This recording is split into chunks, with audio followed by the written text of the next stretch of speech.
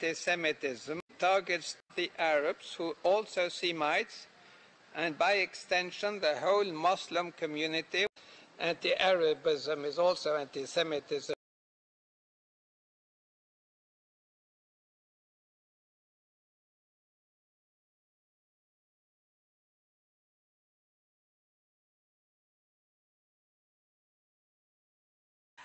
Attacks were escalated against religions, particularly Islam. We would like to include also the implications of colonial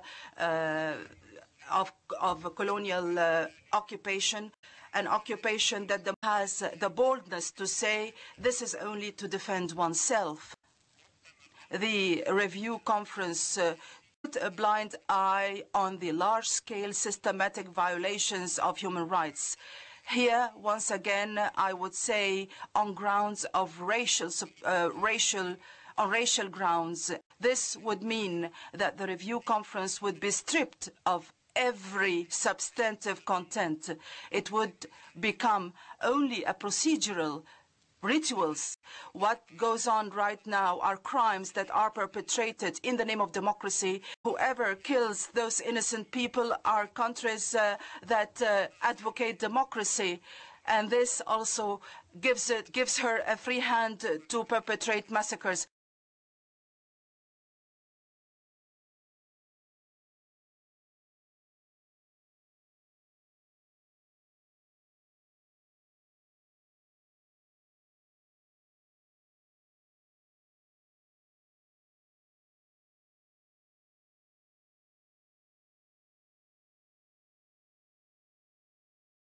Working Group on People of African Descent includes specific and concrete recommendations to implement the Durban Declaration and Programme of Action.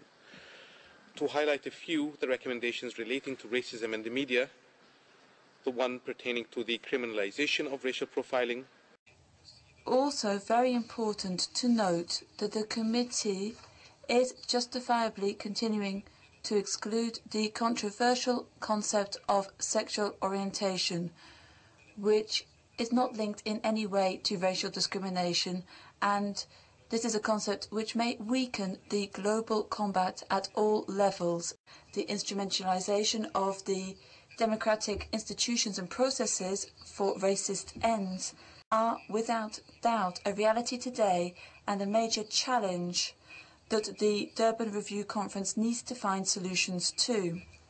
We support Professor Dienne's call to further consider the link between racism and religion. I want to pick up a point made by a German Jewish professor, Dr. Marx, who made the point about capitalism, that he said goes clothed in its own societies but naked in the colonies.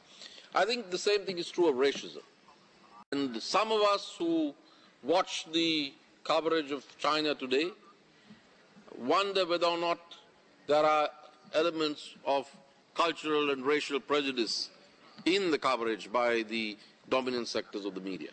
So I would like to leave you with the thought that the relationship between free expression and racial discrimination, racism, is a complex, dialectical one. It's not simply that more free expression is an antidote to racism. Freedom of expression has been used by certain groups to demonize others. This is something that we all know, and it's something that is systematic, and we know this now. Islamophobia throughout the world shows this. There are certain groups that have instrumentalized and used for their own purposes freedom of expression, and what we need to avoid is an ideological understanding of freedom of expression. And we should no longer use freedom of expression as an ideological tool as it is being used today. We can see this in the debates on the Danish caricatures, where some people said that it was freedom of expression because certain parts of the world are enlightened and others aren't. We can't use that kind of argument.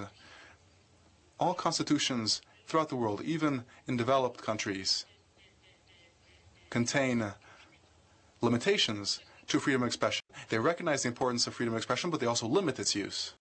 It is inciting to religious hate, which, in my opinion, should be the core of our analysis of this problem. We need to respect the specificities of each story, of each historical tradition.